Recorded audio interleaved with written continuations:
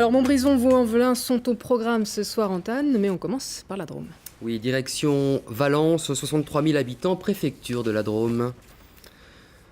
Là, 3 candidats sont en lice. Alain Maurice, le maire sortant, PS, élu en 2008, il a obtenu dimanche un peu plus de 31% des suffrages et espère mobiliser les abstentionnistes. Face à lui, Nicolas Daragon, liste UMP, en ballottage très favorable, avec 46% des suffrages.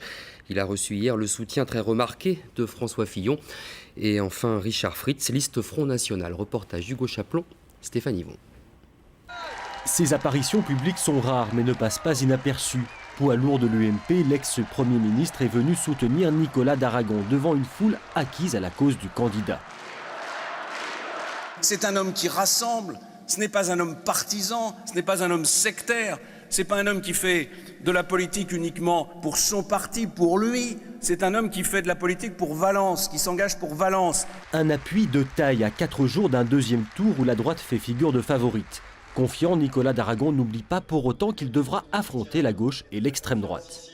Il y a une triangulaire, donc c'est toujours dangereux, le résultat est incertain. Et donc c'est ce type d'événement qui permet de mobiliser nos concitoyens, de leur rappeler l'importance du vote au second tour et en même temps d'avoir la vision d'un grand élu respecté, quelqu'un qui a été Premier ministre de notre pays pendant 5 ans, qui a aussi été longtemps élu local. Un peu plus tôt dans ce quartier populaire. Ici, la municipalité a massivement investi pour améliorer le cadre de vie. Ici, on a majoritairement voté Alain Maurice au premier tour, mais l'abstention a été forte. Dimanche, on compte sur vous. Alors le maire sortant tente de mobiliser l'électorat.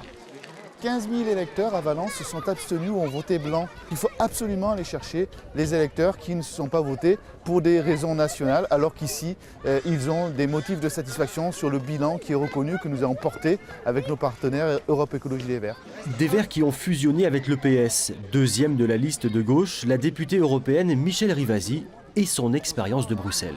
Je peux aider l'Aglo sur une délégation de fonds européens pour faire en sorte à trouver de l'argent et développer tout ce qui est efficacité énergétique, donc rénovation de l'habitat et développement des énergies renouvelables. Enfin, avec 11% des voix au second tour, le candidat frontiste le sait, briguer le fauteuil de maire est illusoire. Objectif pour Richard Fritz, quelques sièges dans l'opposition. L'enjeu pour nous, c'est d'avoir 1, 2 ou 3 conseillers municipaux dimanche soir pour mener une vraie opposition à la mairie, parce qu'il va y en avoir besoin. Je peux vous dire que ça ne va pas être triste. Alternance ou continuité, une chose est sûre, le contexte national et l'abstention joueront aussi un rôle dans le scrutin de dimanche. Autre triangulaire dimanche soir à Vaux-en-Velin, dans le Rhône, 42 000 habitants. Cette ville s'est retrouvée dimanche dans une situation pour le moins inhabituelle. 5 candidats étaient en position de se maintenir. Et dès lundi, tout ce petit monde a discuté, négocié, compté, recompté. Et à ce jour, donc, 3 listes sont désormais proposées aux électeurs. Avec une question, le Parti communiste va-t-il perdre ce bastion qu'il détient avec diverses majorités depuis 1929 ? Pour vous dire, à l'époque, le Comintern était dirigé par Molotov qui succédait à Boukharine. Et 115 communes françaises venaient tout juste de confier leurs affaires au PCF. Alors Vaux-en-Velin va-t-elle changer de couleur politique ? Christian Kongsieker, Patrick Perel. À 3 jours du scrutin, l'équipe de Bernard Genin ne chôme pas. Lui affiche une mine détendue. Arrivé second dimanche avec 27% des voix, il a fait alliance avec la liste indépendante de Nordine Gasmi, 10,5% au compteur. Et il assume volontiers agréger 8 formations sous sa bannière. Si on veut rassembler largement, il faut fédérer des gens qui ne sont pas forcément sur les mêmes lignes politiques, mais qui partagent les mêmes valeurs et le même projet. Donc notre liste, effectivement, est dans ce cadre-là. Elle est clairement située à gauche, elle est clairement située dans l'objectif de poursuivre les politiques sociales que nous menons. Bonjour, ça va bien ? Bonjour. On est avec vous. Merci. Jour de marché et jour d'encouragement aussi pour la candidate PS arrivée en tête avec seulement 79 voix. Elle s'est alliée avec l'autre liste citoyenne, totalisant près de 17% au premier tour. Pour le candidat PC, c'est une alliance avec la droite.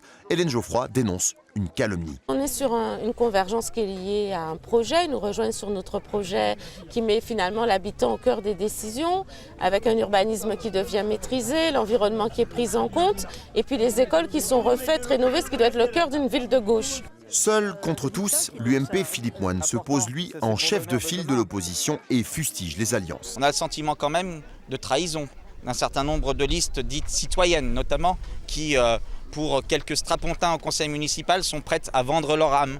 Et nous disons très clairement, cette politique-là, on n'en veut pas à Vaux-en-Velin. C'est ce qui fait qu'aujourd'hui, on a 62% d'abstention sur notre ville. Entre une abstention effectivement record et un report des voix qui n'a rien de garanti, les alliances électorales vont ménager à Vaux-en-Velin un vrai suspense dimanche dans cette triangulaire. Et autre triangulaire à Montbrison. Oui, Montbrison, donc 15 000 habitants, sous-préfecture de la Loire. Une terre traditionnellement de droite qui pourtant vote massivement à gauche depuis 2008. Cette fois, la maire sortante est en grande difficulté. Face à elle, un candidat d'hiver droite fort de ses 11 points d'avance. C'est un Front National qui a obtenu 11% des suffrages et a décidé de se maintenir et entend bien placer quelques-uns de ses militants au conseil municipal. Reportage de Claire Exbraya et Vincent Diga. On prend les mêmes et on recommence. À Montbrison, le deuxième tour a un goût de déjà-vu. Enfin, seulement sur les affiches, car dans l'esprit de certains Montbrisonnais, le maire a déjà changé de visage. C'est gagné. Non, faut pas dire ça. Car contre toute attente, le candidat de la droite a raté l'élection au premier tour de 13 voix. Il faut creuser l'écart. Il faut que cette dynamique s'accentue au deuxième tour. Je crois que les Montbrisonnais et Mointais ont clairement manifesté qu'ils voulaient du changement et j'entends bien leur apporter. En face, mobilisée mais lucide, la maire sortante craint de voir son mandat se terminer. En 2008, elle avait été élue dès le premier tour. Aujourd'hui, elle accuse 11 points de retard par rapport à son opposant de droite. Ce qu'il propose aujourd'hui n'emmènera pas Montbrison plus loin. Certes, il y aura bien peut-être un maire qui aura changé à Montbrison, mais je ne suis pas absolument sûr aujourd'hui que le résultat sera à la hauteur des espérances. Dernier en lice, le candidat frontiste. Avec ses 11,3%, il fait 2 fois moins que prévu. C'est même le plus petit score du Front National au premier tour dans la Loire. Aujourd'hui, c'est vrai que je ne me bats pas pour être maire. Par contre, je crois toujours pouvoir emporter un ou deux conseillers municipaux de plus. Devenue rose depuis 2008, la sous-préfecture de la Loire pourrait être emportée dimanche par la même vague bleue, redoutée aujourd'hui par toutes les mairies socialistes sortantes du département. Nous vous avons beaucoup parlé cette semaine du premier arrondissement de Lyon, celui où se présente Nathalie Perrin-Gilbert, liste Front de Gauche Gramme. Nous l'avons entendu. Face à elle, la liste soutenue par Gérard Collomb et emmenée par l'écologiste Emmeline Baume. Nous l'avons aussi entendu. Troisième liste présente dimanche, celle de Michel Avare, UMP-UDI, emmenée dans le premier par Jean-Baptiste Monin. Pour des raisons d'équilibre de temps de parole, nous devions le rencontrer. L'occasion de voir comment se positionne un candidat de droite dans un arrondissement où se déroule une très féroce lutte à gauche. Je crois que les électeurs ne sont pas dupes. Et je crois que ce qui se passe cette semaine est particulièrement fort et marquant. Et je crois bien évidemment que non seulement l'électorat de droite va se mobiliser, mais je crois également qu'une partie de l'électorat de gauche, sans doute très déçu par la situation, et comprend ce qui se passe actuellement, et comprend que c'est avant tout pour un projet des hommes qu'il faut voter, et non pas pour une équipe qui se distribue des postes. Les 6 années précédentes, on a déjà été victime dans l'arrondissement d'un grand nombre de blocages sur des très grands projets, sur la halle de la Martinière, sur le collège Truffaut par exemple. Et je pense bien évidemment que les choses ne s'arrangeront pas si toutefois Gérard Collomb venait à gagner la mairie centrale et Nathalie Perrin-Gilbert conservait le premier arrondissement. Voilà, et la semaine dernière, nous étions à Saint-Michel d'Orance, et nous y retenons ce soir pour une bonne nouvelle cette fois. Oui, dans ce village ardéchois situé près du Cheylard, un seul candidat, sans liste et bien sûr sans opposition, se présentait. Il a bien sûr été élu dimanche dernier, mais il faudra tout de même passer par le second tour puisqu'il lui fallait trouver des colistiers. Car une personne seule ne peut gérer une commune. Eh bien, sachez que ça s'arrange. La force de persuasion de Christian Charrier a payé. Il a à ce jour trouvé 8 colistiers sur les 11 prévus. C'est suffisant. Saint-Michel-d'Orance aura donc une équipe municipale à sa tête dimanche soir. Voilà, et la question qui se pose aujourd'hui, c'est qu'en est-il de ces petites communes qui n'avaient pas de candidat dès le premier tour ?